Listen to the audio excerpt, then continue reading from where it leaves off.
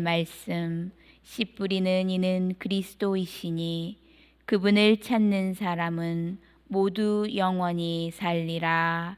알렐루야. 주님께서 여러분과 함께 또한 사제의 영과 함께 마테오가 전한 거룩한 복음입니다.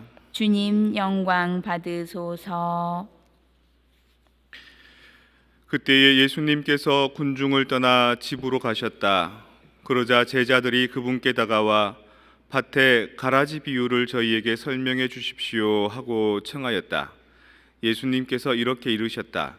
좋은 씨를 뿌리는 이는 사람의 아들이고 밭은 세상이다. 그리고 좋은 씨는 하늘나라의 자녀들이고 가라지들은 악한 자의 자녀들이며 가라지를 뿌린 원수는 악마다. 그리고 수확되는 세상 종말이고 일꾼들은 천사들이다. 그러므로 가라지를 거두어 불에 태우듯이 세상 종말에도 그렇게 될 것이다. 사람의 아들이 자기 천사들을 보낼 터인데 그들은 그의 나라에서 남을 죄짓게 하는 모든 자들과 불의를 저지르는 자들을 거두어 불 구덩이에 던져버릴 것이다. 그러면 그들은 거기에서 울며 이를 갈 것이다. 그때의 어인들은 아버지의 나라에서 해처럼 빛날 것이다. 귀 있는 사람은 들어라. 주님의 말씀입니다. 그리스도님 찬미합니다.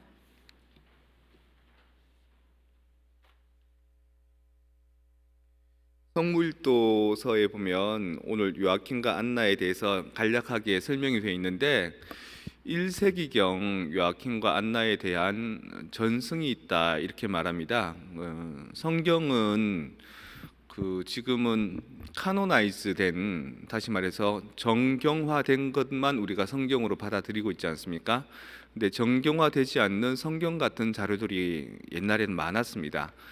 그 자료들 중에 좀 받아들일 만한 자료도 있고요. 전혀 성경의 본질과 완전히 반대되는, 위배되는 그런 자료들도 있습니다. 그래서 저희 가톨릭 교회에서는 그런 어떤 전해져 내려오는 전승들, 거룩한 전승들을 이렇게 받아들입니다. 그래서 우리가 보는 복음서나 아니면 성경 안에는 요아킴이라는 인물 얘기가, 안나라는 인물 얘기가 안 나오지만 1세기 경쯤부터 요아킴과 안나에게 주목을 했다 그러고요. 또 오늘 그 매일 미사의 또 설명에는 요아킴과 성녀 안나에 대한 얘기가 6세기경부터 동방교회에서 시작됐고 10세기경에 서방교회도 알려졌다 이렇게 나오지 않습니까? 이런 것들은 미루어 짐작한데 성모 마리아에 대한 주목도 사실은 예수님에 대한 그 복음과 예수님에 대한 주목이 먼저 이제 성립되고 난 뒤에 예수님이 너무 중요한 분이시기 때문에 그분의 어머니에 대한 주목이 1세기경 시작됐거든요. 그래서 성모님께 대해서 그 성모송 바칠 때 앞부분 은총이 가득하신 마리아님 기뻐하소서 주님께서 함께 계시니 여인 중에 복되시며 태중의 아들 예수님 또한 복되시도다 하는 이 루카 복음에 들어있는 그 말씀을 가지고 성모송을 만든 게 한 1세기경이라고 얘기합니다. 그리고 이제 예수님에 대한 사랑, 그리스도론에 대한 그 갈구가 너무 더 커지니까 성모님까지 확장된 거죠. 그분을 낳으신 배, 그분을 먹인 가슴 이러면서 이제 더 이제 커진 거죠. 그리고 그게 이제 더 커지게 된 게 언제냐면 한 4세기 경쯤에 니체아 콘스탄티노플 그 공의회 때, 또 칼체튼 공의회 때, 요럴 때 그리스도가 삼위일체이신 그 지위에 대해서 확정이 되고 난 뒤에 성모님이 그냥 예수님의 어머니가 아니라 삼위일체신 하느님의 어머니, 천주의 성모라는 게 이제 확대되기 시작했죠. 이제 그래서 포커스가 조금 더 이렇게 스프레드 아웃돼 갑니다. 예수님을 사랑하고 예수님께 주목했던 복음이 이제 성모님까지 커버리지를 크게 하고요. 또 성모님을 사랑하는 그 신심이 성모님을 낳으신 요아킴과 안나까지 이렇게 커져간 거죠. 그래서 그런 전승에 기인해서 전례 안에 요아킴과 안나를 기념하고 기도하고 축일을 지내는 것은 동방교회, 부터 시작됐고요. 그것이 서방교회는 한 10세기경 시작됐다고 이렇게 얘기를 하는 겁니다. 그러니까 여러분들 이해하셔야 될 게 먼저 예수 그리스도가 중심에 계시고 그리스도에 대한 사랑이 너무 커지니까 그분을 낳으신 어머니, 성모님에 대한 것에 대한 신심이 커지고 또 성모님에 대한 사랑이 더 커지니까 성모님을 낳으신 요아킨과 안나에 대한 전승 자료들이 이제 막 중시되기 시작한 거죠. 그래서 매일 미사 보시면 이제 이런 얘기까지 나옵니다. 설명에 전승에 따르면 성모 마리아의 어머니 안나 성녀는 아이를 가질 수 없는 몸이었으나 요아킴 성인이 광야에서 40일을 단식한 뒤 하느님의 섭리로 마리아가 탄생하였다. 이거 어디서 많이 들어본 얘기 같지 않습니까? 40일간 단식은 누가 했습니까? 예수님이 하신 거죠. 그리고 아기를 낳을 수 없는 몸은 누구였습니까? 엘리사벳이었죠. 그러니까 성경에 나와 있는 좋은 가치들이 이제 성모님의 부모님인 요아킨과 안나에게 뭔가 영향력을 준 거겠죠, 그죠? 그래서 그렇게 믿음이 커져간 겁니다. 사실 여부를 떠나서. 그래서 이런 걸 보면 요아킨과 안나를 기념하고 축일을 삼는 것은 성모님에 대한 사랑 때문이다. 또 성모님에 대한 사랑은 예수님에 대한 사랑 때문이다. 또 그러한 것이 점점점 역사적으로 증가되어 왔다라는 것까지만 여러분 오늘 축일에 대해서는 이해를 하시고요. 제가 진정 여러분에게 얘기해주고 싶은 말은 사실은 복음입니다. 마테오복음 얘기가 계속 들려왔습니다. 마테오복음 13장 한번 제가 살펴볼게요.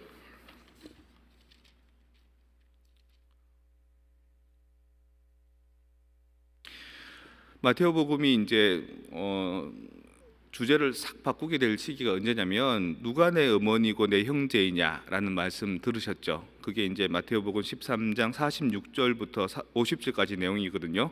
그 예수님이 사람들을 막 가르치고 있는데 바깥에서 선생님의 어머니와 형제분이 기다리고 있습니다라고 했을 때 예수님께서 누가 내 어머니고 내가 내 형제냐, 내 하느님 말씀 듣고 따르는 이 사람들이 내 어머니고 내 형제다 이런 말씀하신 것을 제가 이스라엘 백성이라고 다 구원받지 않는다, 이스라엘 백성 중에 남은 자만 구원받는다라고 했던 것처럼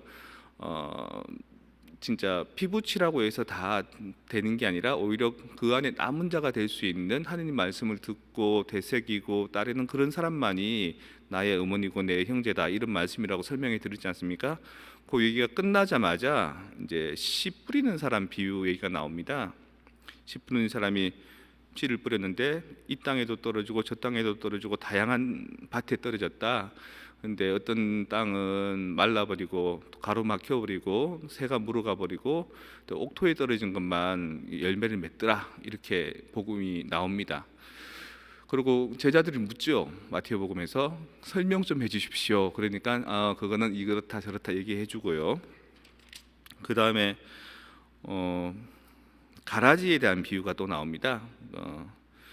하늘나라는 어떤 사람이 밭에 뿌린 씨를 뿌린 게 같은데 자고 났더니만 그동안에 원수가 와서 밀밭에 가라지를 뿌리고 왔다 뭐 이런 얘기.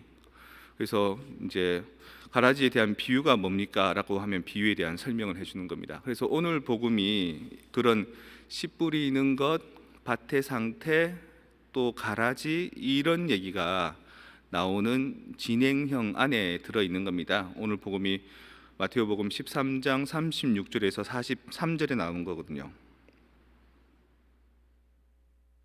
가라지에 대한 비유를 오늘 설명해 주는 겁니다. 근데 이게 꾸준하지 않은 이유가 뭐냐면 어떤 축일이 되면 그 축일에 맞는 사람의 그 복음과 독서를 찾습니다. 주로 특히 복음을 야고보 축일 때 우리가 그 얘기를 못 들었죠.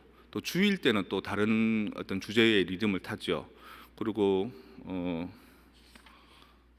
또 다른 어떤 그 막달라 여자 마리아 그 죽일 때도 다른 게 나왔죠. 근데 전체적으로 교회가 우리에게 쭉 들려주고 싶은 메시지는 예수님은 씨 뿌리는 사람, 또 밭은 세상이라고 하지만 우리의 마음, 그리고 그 밭의 상태에 따라서 생기는 결실, 이 얘기를 하고 이제 그 다음 중요한 얘기, 좋은 씨를 뿌리지 않았습니까? 좋은 씨를 뿌렸는데 나쁜 그 피가 나더라, 나쁜 가라지가 나더라. 옛날에 이제 다들 그 집 주변에 농농사, 밭농사 다 보셨죠. 그래서 논에다가 이제 그 뭐를 그냥 옛날에는 그냥 이렇게 밭벼라 그래가지고 그냥 이렇게 뿌렸습니다. 지금도 동남아 같은 데는 비가 많이 오고 더운 데는 그렇게 합니다. 근데 우리나라는 농사법이 막 발달하지 않습니까? 그래서 그 다른 데서 씨를 뿌려서 이 모종을 만들죠. 모를 만들고 모판에다가 모짜리에다가 모를 만들고 그 놈을 이렇게 심습니다. 그 물을 받아놓고 그 땅에다가 박는 거죠. 근데 왜 물을 받느냐, 왜 문혼을 만드냐? 그래야지만 잡초가 안 생기는 겁니다. 다른 잡초가. 그렇게 해서 줄을 쫙 떼서 이렇게 심어 놓았는데 고생하고 심어 놨는데 이 모가 이렇게 자라는 게 아니라 모하고 비슷하게 생긴 피가 자라납니다. 그래서 그 피를 가서 농부들이 늘 뽑아줍니다. 그걸 피살이 한다 그러거든요. 내가 심은 건 뭔데 왜 피가 자랄까? 이게 또 더군다나 생존하려고 이 모하고 비슷하게 벼하고 비슷하게 생긴 피가. 예수님은 그것에 대해서 이제 이렇게 얘기하죠. 그 가라지가 자라고 또 밀이 자라는 것은 그냥 둔다고. 그래서 마지막 날에 그 추수할 사람이 와서 밀과 가라지를 나누어 가지고 가라지는 불에 태워버리고 밀은 곳간에 놓는다. 이거를 이제 사람들에 대해서 얘기를 한 겁니다. 인간에 대해서 좋은 사람이 있고 나쁜 사람이 있는데 처음에는 좋은 마음으로 다 왔다가 어떤 사람은 그 좋은 마음을 계속 가지고 있는 그 남은 자들이 될 수 있지만 그 남은 자들 속에서 그 양의 탈을 쓴 늑대 같은 사람들이 있다. 근데 그거 어떻게 할까? 놔둔다. 그 사람에게 그 뭔가 이래라 저래라 나오지 마라 나와라 이렇게 하지 마라라고 하면 그거 뽑다가 다른 것도 뽑히지 않느냐, 그런 말씀으로 이제 그 이야기를 오늘 설명해 주시는데 우리는 이제 좀 더 전체적으로 확대해서 한번 봤으면 좋겠습니다. 어떻게 보냐면 며칠을 통해서 계속해서 밭에 뿌린 씨의 비유와 또 그 밭의 얘기가 나온 그 정황에서 본다면 마음밭은 우리의 마음밭이고 그 복음의 씨앗은 하느님의 말씀 그리고 내 양심을 통해서 그것을 잘 받아들이는 건데, 이런 좋은 말씀을 받아들이고 좋은 밭을 갖고 오는데 그 안에서 가라지가 돼야 한다는 것은 무엇일까? 저의 경험으로는 그 가라지는 바쁜 일 같습니다. 바쁜 일. 오늘 우리 요한 신부님이 한국 가셨죠. 요한 신부님이 한국 가시기 전에 또 인수인계 주고 받는데 내가 또 이렇게 관여해야 되죠. 또 회계사도 이제 좀 바꿔야 될 일이 생겼죠. 그리고 또 뭐 이런저런 대소사에 이렇게 쫓겼습니다. 쫓기다 보니까 월말이 되면 또 뭔가 해야 될 일이 있는데 그걸 못해서 막 허겁지겁하게 되고, 그러다가 뭐 미사 시간에 또 허겁지겁 뭔가 오게 되고 이러니까 이것 자체가 가라지가 아닌가. 그러니까 좋은 마음밭을 가꾸고 기도 안에서 하나님 말씀드리면서 어떤 말씀의 씨앗이 떨어져도 나한테 충만하고 풍부했던 게 있었는데 그게 무엇으로 그 가리워지는가? 세상의 일 속에, 세속의 일 속에, 그닥 중요하지도 않은 일 속에 매달리게 되더라는 거죠. 아까 제가 이제 두 가지 상황이 있는데, 한 가지는 그 성무일도를 6시 반에 하거든요. 성무일도를 6시 반에 하는데 그 6시 한 20분쯤에 이제 사제협의회에서 연락이 온 겁니다. 뭐를 공지해야 되는데 내가 너무 늦게 공지하니까 누가 요청을 한 거죠. 근데 그런 상황이면 일을 탁 놓고 기도하러 오면 되거든요. 근데 그 한 10분여 상간에 글씨를 이렇게 찍어내고 카톡을 보내고 잘못 보내서 또 고치고 이러니까 가슴이 벙벙벙 뛰고 시간은 점점 조여오고, 근데 그거를 미래를 못 버리는 겁니다. 해결할 수 있을 것 같아서. 그러다가 기도하러 막 들어오니까 안정이 안 되는 거예요. 기도하는 게 아니라 글씨만 그냥 국민학생처럼 줄줄줄 읽은 거죠. 그리고 또 미사 시간에도 그런 마음이 붕 떠 있으니까 그 이제 성사를 주러 가는 것도 조금 일찍 가면 사람들이 일찍 들어오는데 늦게 가니까 사람들이 늦게 들어와서 이제 미사 시간도 이렇게 늦게 되죠. 이런 것들이 저한테는 가라지라고 생각됩니다. 여러분들한테도 좋은 밭을 여러분들이 신앙생활을 통해서 만들고 또 좋은 씨앗이 말씀이나 은총을 통해서 뿌려지는데 그것이 무엇 때문에 방해를 받느냐, 무엇 때문에 나쁜 피가 생기고 나쁜 가라지가 생기느냐, 중요하지도 않은 그 일에 우리가 너무 많이 매달려 있고 그거를 못 놓기 때문인 겁니다. 그래서 선택의 기로에서 하느님의 일이 정말 나에게 중요하다면, 하느님이 정말 사랑스럽다면 다른 것보다도 그걸 위해서 탁 놔버려야 되는 겁니다. 놔버리면서 잊어먹지 말고 성모님한테 기도하는 겁니다. 성모님, 제가 요거 이어서 할 수 있도록, 잊어먹지 않도록 저를 좀 리마인더 시켜 주십시오. 그러면서 탁 놔버리고 기도에 들어가야 되는 거죠. 그래서 마르타처럼 다 해결해 놓고 하려고 하는 그것보다, 너무 많은 것에 신경 쓰는 것보다 마리아처럼 정말 하나님 말씀 들을 때가 되면, 성전에 들어올 때가 되면 그 마음을 준비하면은 저도 참 평온하고 여러분한테도 평온한 메시지를 줄 수 있는데 그걸 못했던 게 아닌가라는 이 자성의 생각이 오늘 복음 말씀을 통해서 들려지는 겁니다. 그리고 그게 오늘의 복음만을 보는 것이 아니라 한간에 주님께서 우리에게 끊임없이 던져주셨던 메시지들을 쭉 훑어보게 되면 이게 내 개인적인 생각이 아니라 이거야말로 진리다, 하나님이 우리에게 던져주시는 메시지다라는 확신이 드는 거죠. 독서로 한번 넘어가 봅시다. 예레미야 예언서 얘기가 계속 나오는데 오늘 유스틴 형제님이 독서해 주실 때 어떤 구절이 제 귀에 딱 들렸냐면,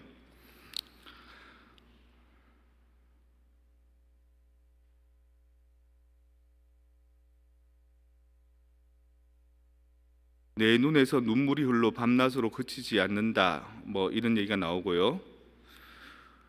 들에 나가면 칼에 맞아 죽은 자들 뿐이요 성읍에 들어가면 굶주림으로 병든 자들 뿐이다, 이 얘기가 제기에 확 들어왔습니다. 그러니까 이게 다른 불필요한 일에 내가 막 매달리고 있으니까 정말 받아 먹어야 될 양식을 못 받아 먹어서 굶주려서 죽어가는 것 같고, 그 일 틈에, 날카로운 일 틈에서 내가 상처받는 듯한 느낌. 물론 이 당시 예언서는 바빌론에 의해서 위협을 받고 있는 그 남유다에 대한 얘기고 곧 그렇게 멸망하게 될 남유다를 얘기하는 거지만, 이것들이 이제 우리가 다른 차원에서 내 지금 삶의 현장에서 나의 영적인 차원에 대한 조언으로 바라보게 되면 그렇게도 들리는 거죠. 여러분은 가라지가 없는지요? 여러분은 그 가라지를 뽑아야 되지 않는지요? 예수님께서 말씀하셨듯이 다는 뽑아낼 수 없습니다. 그거 안 하려고 하다 보면 더 좋은 것도 잘못하면 손상될 수 있기 때문에. 하지만 아셔야 됩니다. 나에게 중요한 그 밀이 있으면 중요하지 않은 가라지도 나한테 같이 있다. 그리고 그것을 무엇을 선택할지는 나한테 달려 있다. 미래를 두고 그거 중요하지 않은 일에 동동동 발을 굴릴 때 그때 중요한 것이 나의 심금을 울리지 못한다. 그래서 우리는 과감하게 조금 더 희생적으로, 조금 더 강렬한 사랑으로 더 중요한 몫을 위해서 비본질적인 것들은 좀 놓고 살자. 그런 메시지 여러분들 좀 가져가셨으면 좋겠고, 여러분 안에 비율을 본다면 가라지가 더 많이 차지하고 있는지 밀이 더 많이 차지하고 있는지도 한번 살펴볼 수 있는 오늘의 미사가 되었으면 좋겠습니다.